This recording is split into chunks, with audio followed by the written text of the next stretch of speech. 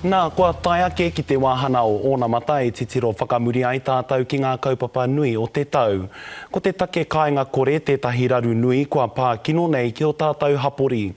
I tēnei tau kua rewa te nama o te hunga kāinga kore e noho ana ki ngā tiriti ki o rātou waka aha kua te ngau o te mātau i te hōtoke kua hori. Aha kua nā ringa āwhina he maha tonu kei ngā tiriti e noho rawa kore nei. Anei rā Hania Douglas. Te kāinga koretanga e ai ki ētahi ko te pūtake pea ko te korenga o ngā kāinga, engari ka tohe te kāwanatanga. We are losing more state houses every year than we are building, and meanwhile the housing crisis for families keeps getting bigger. No, I wouldn't use the word crisis. I think for some individual families is real pressures. Engari e ai ki ētahi he hua te kāinga koretanga o te pūnaha pāwhatiwhati. The emergency social housing pathway, it works out to about 6 phone calls, 5 meetings, 6 letters and every acronym you could possibly think of. Engari, i te kāwanatanga e matapaki ana nā ngā marae tonu te mānuka i kawe ake. Tata ki ko tahi rau rima takau mā ono, ngā whānau kua hara mai te wā timata, tai atu ki tēnei rā. Nā wai, ka huri te tai i te rere o ngā kōrero a te kaimahi a te minita whare toko i te ora e pā ana ki te whakatewhatewa a te ope prihimana e hāngai ana ki te hea mana tonu o te marae ko te prihimana o mua a Huri Moana Dennis. I have been given absolute assurances that the discussion that my staff member had with the reporter was not in the context of it wishing to be a smear campaign or actually be a poor reflection on Te Puea Marae, and I am taking their word at that.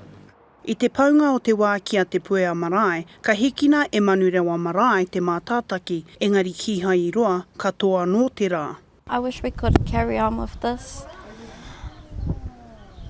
but it comes down to the funds. We need the funds to carry this on. Resources don't last that long, so the need will always be there. Ia tātou e kōrero pūtea nei, no te whiringa arangi rawa, ka kā te rama, ka toro te ringa o te Premier. Today we are announcing a $300 million emergency housing package to support more Kiwis in need. The significant extra funding will provide more emergency housing places. It will also provide more support for tenants and more frontline staff to help people in need of emergency housing. Aha kua whanakea ki te kāinga koretanga i ngā marama o te hōtoke, ia tātou e whakatata atu ana ki te kirihimete, kore ka rāngona te pōharatanga hei kaupapa kōrero i runga i ngā ngutu o te tini. Nā, kua rongo koutou i ngā kōrero o te tau, kei takutaha i aia nei ko Hania Douglas me ngā kōrero o te wā, tēnā koe Hania. Tēnā taua. Nā, ngā kōrero mō te take kore kāinga, kare rawa i pēnei rawa te kino i tēnei tau, ne? Tika.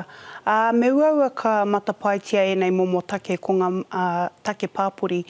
Engari, tērā pea e matapai ana ētahi i pēnei te kino nā te nui o te hunga e kore mahi ana, nā te nui hoki o ngā utu o ngā whare i tēnei wā. He nui hoki ngā take i puta ake i te kāinga koretanga, ko te nui hoki o te hunga i mā wiwi i te noho kōpā i roto i ngā whare. Nā reira, he take nui tēnei.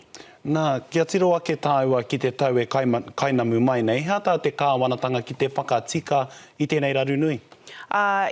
Ki te tātou i roto i te pūrongo, kua tāpaia he 300 miriona tāra e te kāwanatanga ki te āwhina i te hunga e noho taumaha ana i roto i tēnei take. Nā reira, tērā pea ka ki te tātou i te whakamahinga o e nā pūtea. He ua te whakapono, ka tika tēnei take nā te mea he tino nui te raruraru. Te timanako ka tika tērā kaupapa. Nā, hei whakatepe ake, te Huri Moana Dennis, te toihau o mua o te Puea Marae, prihimana o mua anō hoki, kei hia tēnei take haere ana i tēnei wā? He take rereke tēnei, e ai ki ngā kōrero i mauherea te tahi tamaiti, ahakoa i whakae ngā mātua o te tamaiti nei kia mauherea ia, he akoranga I roto e ai ki ngā mātua. Engari, I whati te ture, e hara I te mahi tika te mauhere I te tahi tangata I te mea hia na ngā mātua kia mauherea. Nā reira, I tēnei wā e whangāna kia haere anō Hurimoana Dennis ki te kōti, hei te huitanguru tēnā kaupapa tua I te kōti. Nā reira, e whangāna mātou o te ao pāpāho, ka mutu o Aotearoa whānui ki te rongo I ngā hua o tēnā take. Ka pai, Hania Douglas I ēnā kōrero. Hania Douglas, tērā I te iwi me ngā kōrero o te wā.